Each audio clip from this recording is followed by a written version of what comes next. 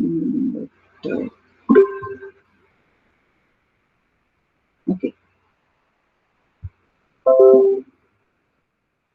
Now, let's talk of the case in case your transportation problem is an unbalanced transportation problem. Okay.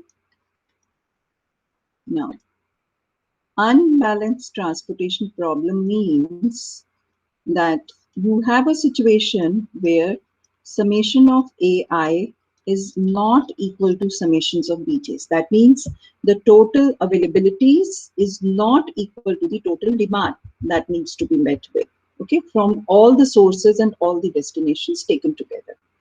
So if this happens, then the problem is said to be an unbalanced transportation problem. But while discussing the theory behind the transportation problems, I mentioned that necessary and a sufficient condition for any transportation problem to have a solution is that the summation of AI must be equal to summation of BJs. Otherwise, we cannot solve it. So not solve it means we can't even start with an initial solution and then proceed on. So to begin with the initial solutions, we have to verify the fact that the problem is an unbalanced transportation problem. Okay, so that's why I said the first step when you get a transportation problem to solve, the first step to check is whether it is balanced or not. So if it is balanced, then we straight away proceed on. If it is not balanced, then we have to convert the unbalanced transportation problem into a balanced one. Okay. Now, how do we do that? Of course, as I said, that depends upon what is the relationships. If I say they are not equal, then I only have two possibilities, that either summation AI is more than summation BJs or summation AI is less than summation BJ. These are the only options. No third other option is there. Okay. Now, when I say summation AI is more than summation BJs, that means the total supply. What were AIs? They were the supply. Okay. So that means the total supply is more than total demand. Okay. If this is the case. Okay. So that means we have more sources compared to destinations. Okay. So in this case, what we can do is to make the problem balanced. See, similarly here also, when I say summation AI is less than summation BJ, this amounts to saying that total supply is less than the total demand. Okay. So that means that whatever is being demanded in the market, I can supply less than that. Okay, so that means I have more number of destinations or demands compared to the sources from where the things are getting supplied. So in either of these cases, either I have let us not talk it what extra do I have. Let us talk of what less do I have. Okay, so like in this case, I have one demand less, and in this case, since my, in this case, I have one demand less, and in this case, I have one supply less. Okay. So accordingly, that means either in either of these two situations, I will have either one column less or one row less. Okay. So depending upon whichever needs to be added on, what we do is we create a dummy source or we create a dummy destination as the need be. Okay. In case I need to add more sources, I will add, in case I need to add more supplies, I'll add a more demand source. And in case I need to add more destinations, I'll accordingly add that. Now, once I have added a dummy source or destination, again, this, I think, when I do a problem, I'll be more clear in that. You'll understand it better there.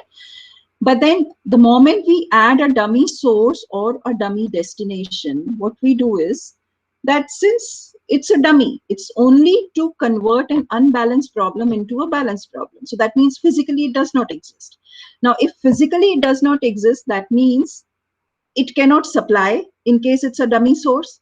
And since it does not exist, that means it has no demands, because demands cannot be met here because this destination actually physically does not exist. Okay. So since they physically do not exist, that means I do not have any cost of transportations attached with these dummy sources or destinations. So what we do is that whatever per unit cost we calculate for the actual physical transportation things, per unit cost of transportation to a dummy source or a destination, whatever we have added, that we take as 0. Okay. And we move on. Okay. Like for example, let's see. Supposing I have a situation where I have a construction company, okay, which has got 3 construction sites to it, say A, B, and C. These are the 3 construction sites where the construction is going on parallelly. Okay. Now, these construction sites, they need gravels. Okay. And we have 3 gravel pits, X, Y, Z, from where the gravels can be supplied to these construction sites. Okay. Now, it so happens that the per unit cost of transporting, 1 unit of gravel from X to A is 4, from X to B is 8, and from X to C is also 8. Similarly, from Y they are 16, 24, and 16 respectively. Then we have 8, 16, and 24. Okay. Now these gravel pits that are there, yeah, truck, I mean, of course, because it's gravel, so the unit of measurement actually is your truckloads. So X can supply not more than 76 truckloads of gravel. Y can supply 82, whereas Z can supply 77. Okay. Now, the site A requires 72 truckloads of gravel, site B requires 102, and site C requires 41. Okay. Now, this is the problem. Now, we have to solve, of course, like it's just like any other transportation problem given to us to solve. So what is the first step we check? Whether it's balanced or not. Okay. Now, just add up all AIs and add up all BJs. So how much is sigma AI?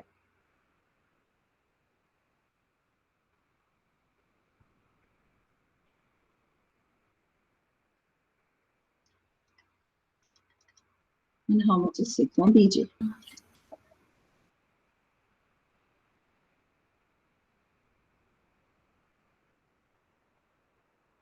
Hmm?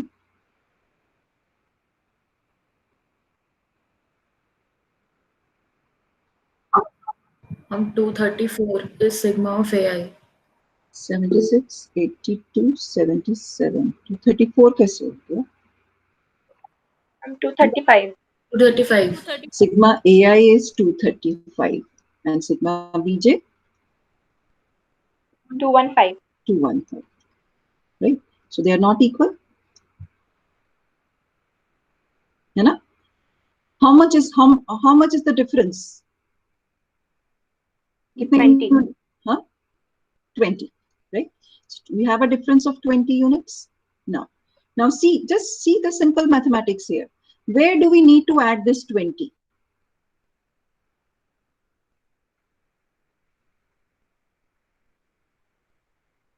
Summation AI इसमें या summation BJ इसमें? Summation BJ. Summation BJ. That means we need to add something here. यहाँ पे एक और column डालना पड़ेगा ना, तभी तो यहाँ हम 20 लिख सकते Yes, हैं. ma'am. Right? So that means what the point to remember here is that if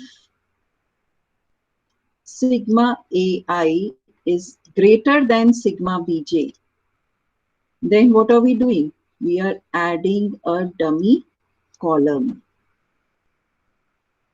right? And what do columns represent? That means we are adding a dummy destination. ठीक है ना हमने? Our total supply is more than total demand. So we have added a dummy destination, right? So that means, oh, just a minute. Shall I make another table, or I can do this. I'll just erase this because I need an extra column here. So, sorry, instead of AIs here, I don't have this AI now, though I need it, but what I have done is I have added another destination here, D, which is actually dummy. It doesn't exist, right? So what I'll do is, of course, I need my AIs here. I have added another column. And how much did I need here? Just 20. That's it. That was the difference. So that my 76, 82, 77. Now they still add up to 235. Now the rows also add up to 235. The columns also add up to 235. Okay. But at the same time, since I have added something, so I need to attach some cost also. Okay. So to attach that cost, we add this cost of transportation as 0 here. Okay.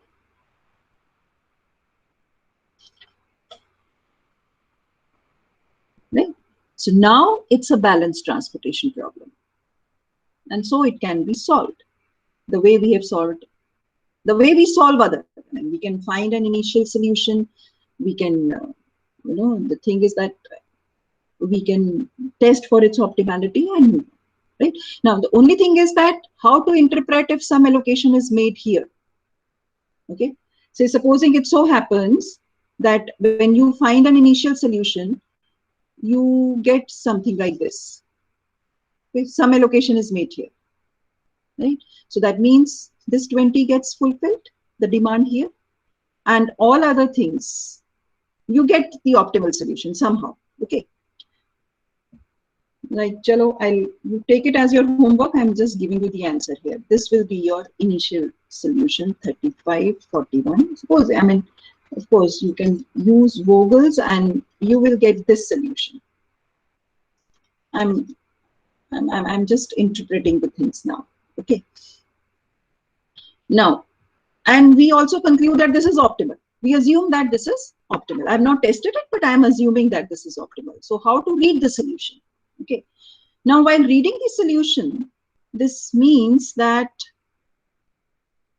X supplies to B 35 work truckloads, X supplies to C 41 truckloads. So it gets fulfilled. I mean, X gets exhausted totally. Similarly, Y supplies to B 62 truckloads. But when we are saying Y supplies to D, but D to exist nahi karta, right? It doesn't exist. That means Y will have 20 truckloads extra. I mean, because see, extra to hamare paas supply tha na, right? We had the total supply more than total demand. And this was by 20 units, right?